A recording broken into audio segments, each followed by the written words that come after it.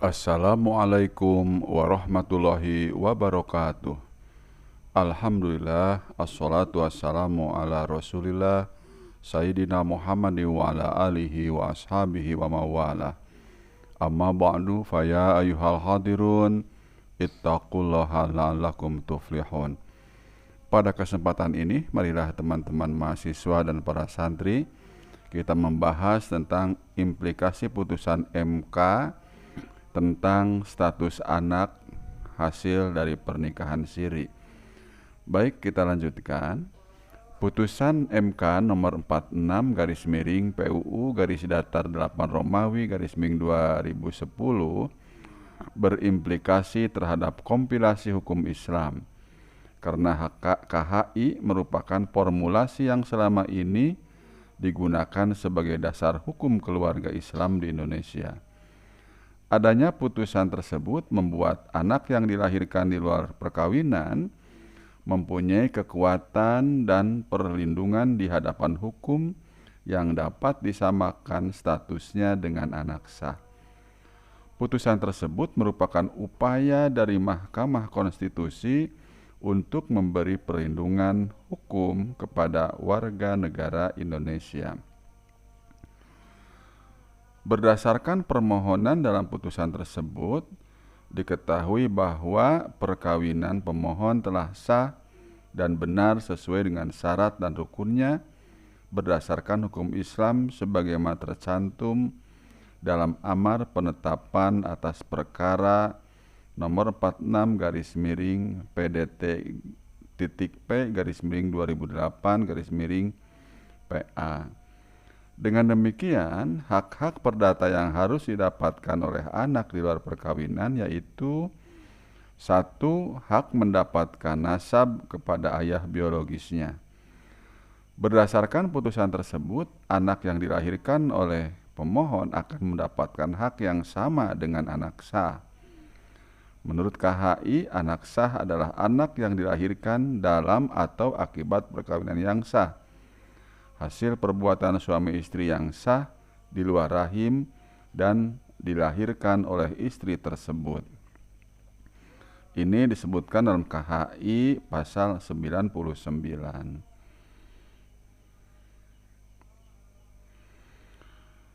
Sekilas, pasal tersebut menimbulkan kerancuan karena penggunaan kata anak yang sah adalah anak yang dilahirkan dalam perkawinan sah. Penggunaan kalimat dalam tersebut menimbulkan kecurigaan, berarti yang terpenting pada saat anak lahir, orang tuanya sebagai pasangan zina telah terikat dalam sebuah perkawinan. Pasal 99 KHI ini dikutip langsung dari pasal 242 Undang-Undang Perkawinan. Penggunaan kata dalam perlu ditinjau ulang atau apabila perlu dihilangkan, sebab dengan adanya kata dalam, makna implikasi dan pengaruh besarnya akan terjadi pada legalisasi perzinaan, karena dengan rumusan pasal tersebut negara mengakui atau mengizinkan proses hubungan badan sebelum perkawinan. Kemudian pasal tersebut juga dihubungkan dengan pasal yang membolehkan laki-laki menikahi wanita yang dihamilinya karena perzinaan, seperti dalam pasal 53 KHI yang menyatakan bahwa seorang wanita hamil di luar nikah dapat dikawinkan dengan pria yang menghamilinya. Itu dalam KHI pasal ke-53. Perkawinan wanita hamil dengan laki-laki yang menghamilinya adalah sah. Seandainya beberapa waktu setelah dilaksanakan perkawinan yang sah, lahir anak yang dikandungnya, maka pasal 53 KHI tersebut dimaksudkan sebagai langkah antisipasi guna melindungi wanita dan anaknya. Adapun putusan MK nomor 46 garis miring PUU garis datar 8 Romawi garis miring 2010 seharusnya dapat menjadi solusi untuk penguatan hukum dari anak yang dilahirkan di luar perkawinan tanpa melegalkan perzinaan. Oleh karena itu, pengertian anak sah menurut KHI tidak akan rancu jika definisi anak sah adalah anak yang dilahirkan akibat perkawinan yang sah. Pada dasarnya, antara putusan MK nomor 46/PUU Romawi 2010 dengan pasal 99 KHI dan pasal 53 KHI semuanya bertujuan sama, yaitu melindungi wanita sebagai ibu dan anaknya di hadapan hukum. Kedua, teman-teman, yang merupakan hak-hak perdata yang harus didapatkan oleh anak di luar perkawinan, yaitu hak mendapatkan nafkah. Pasca putusan MK nomor 46/PUU 8 Romawi 2010, maka tanggung jawab untuk memelihara dan mendidik anak di luar perkawinan tidak hanya dibebankan kepada ibu dan keluarga ibunya, akan tetapi juga dibebankan kepada ayah dan keluarga ayahnya. Ayah biologisnya berkewajiban untuk memenuhi hak-hak anak yang berkaitan dengan sandang, pangan, papan, pendidikan, dan kesehatan. Dengan demikian, adanya hak anak untuk menuntut ayah biologisnya apabila tidak memenuhi kewajiban tersebut. Kewajiban ayah untuk memberi nafkah kepada anak-anaknya sangat ditekankan dalam Islam, sehingga meskipun seorang ayah dalam keadaan fakir, tetapi mampu bekerja atau memang benar-benar telah bekerja, tetapi penghasilnya tidak mencukupi, kewajiban memberi nafkah pada anaknya tetap tidak gugur. Apabila ibu berkemampuan, dapat diperintahkan mencukupkan nafkah anak-anaknya yang sebenarnya menjadi kewajiban ayah mereka, tetapi diperhitungkan sebagai hutang ayah yang suatu saat dapat ditagih. Menurut hukum Islam, seperti yang dijelaskan dalam Al-Quran dan Al-Hadis mengenai dasar-dasar kewajiban suami memberikan nafkah kepada istri dan keluarganya, yaitu wa'alal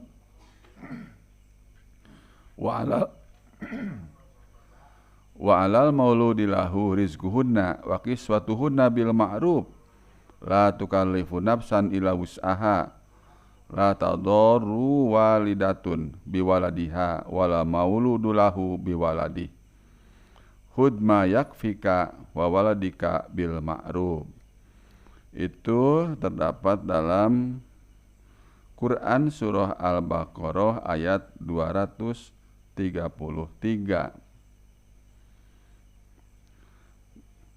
Menurut pasal 80 ayat 4 KHI mengenai nafkah, yaitu sesuai dengan penghasilannya suami menanggung A. Nafkah, kiswah dan tempat kediaman istri, B. Biaya rumah tangga, biaya perawatan dan biaya pengobatan bagi istri dan anak, C. Biaya pendidikan anak. Ini dalam KHI pasal ke-80 tentunya teman-teman. Berkaitan dengan putusan MK tersebut, maka hubungan perdata dalam hal nafkah dapat dikenakan kepada anak yang dilahirkan di luar perkawinan. Karena pada dasarnya anak tidak dapat memilih untuk dilahirkan dalam ikatan perkawinan yang sah atau tidak. Adanya putusan tersebut akan meringankan beban yang selama ini hanya dibebankan kepada ibunya. Kemudian teman-teman, hak-hak perdata yang lain yang ketiga, yaitu hak mendapatkan waris. Implikasi hukum dari adanya hubungan perdata antara anak di luar perkawinan dengan ibu dan keluarga ibunya, serta dengan ayah dan keluarga ayahnya, memposisikan anak mendapatkan hak waris. Menurut hukum Islam, terdapat beberapa syarat seseorang mendapatkan waris, yaitu mempunyai hubungan darah atau hubungan perkawinan dengan pewaris, beragama Islam, dan tidak terhalang karena hukum untuk menjadi ahli waris. Itu adalah KHI pasal 171 ayat yang ketiga. Kemudian menurut pasal 173 KHI dinyatakan bahwa seorang akan terhalang menjadi ahli waris jika adanya putusan dari hakim yang mempunyai kekuatan hukum tetap, yaitu a. dipersalahkan telah membunuh atau mencoba membunuh atau menganiaya berat kepada pewaris, b. terdapat putusan hakim yang berkekuatan hukum tetap yang menghukum ahli waris karena dipersalahkan memfitnah, telah mengajukan pengaduan bahwa pewaris melakukan kejahatan yang diancam dengan hukuman 5 tahun penjara atau hukuman yang lebih berat. Adanya putusan MK nomor 46/PUU-8 Romawi /2010 membuat anak yang dilahirkan di luar perkawinan mendapat pembagian yang sama dengan anak yang sah, seperti yang dinyatakan dalam pasal 174 KHI tentang kelompok yang mendapat waris, yang salah satunya adalah anak. Kemudian hak perdata yang keempat ialah hak mendapatkan perwalian perkawinan jika anak di luar perkawinan adalah perempuan. Jumhur ulama telah sepakat bahwa wali merupakan salah satu dari syarat sah suatu perkawinan. Menurut Imam Syafi'i, tidak ada perkawinan tanpa wali. Demikian Syafi'i dalam Beirut Darul Kitab Al-Ilmiyah tanpa tahun juz 5 halaman 21. Demikian juga dengan Imam Malik yang berpendapat bahwa perkawinan tidak diperbolehkan tanpa wali, dan wali merupakan syarat sahnya perkawinan. Itu adalah dalam kitab Bidayatul Mujtahid wa Nihayatul Muqtasid Muhammad bin Ahmad bin Rusdi Al-Qurtubi, Surabaya Al-Hidayah tanpa tahun juz 2 bagian 7.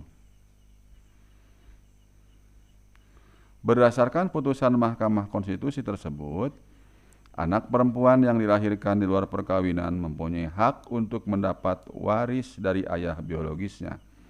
Hal ini sejalan dengan hukum Islam karena nasab anak dikaitkan kepada ayah biologisnya.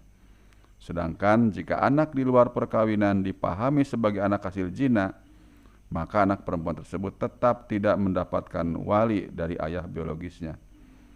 Oleh karena ayahnya tidak dapat menjadi wali perkawinan, maka ia dianggap tidak memiliki wali dan perwaliannya dilakukan oleh hakim.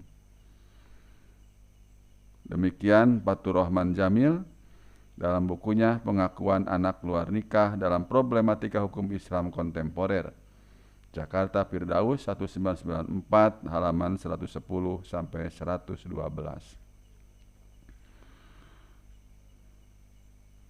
Kemudian teman-teman, itulah implikasi dari putusan MK nomor 46 terhadap status anak yang lahir di luar perkawinan.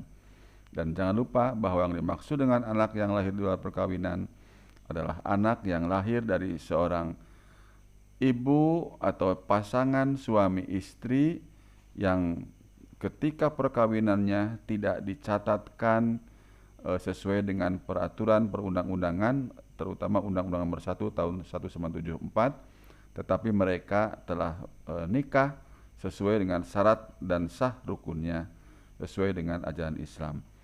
Demikian teman-teman yang kita bahas pada kesempatan ini. Semoga bermanfaat. Wassalamualaikum warahmatullahi wabarakatuh.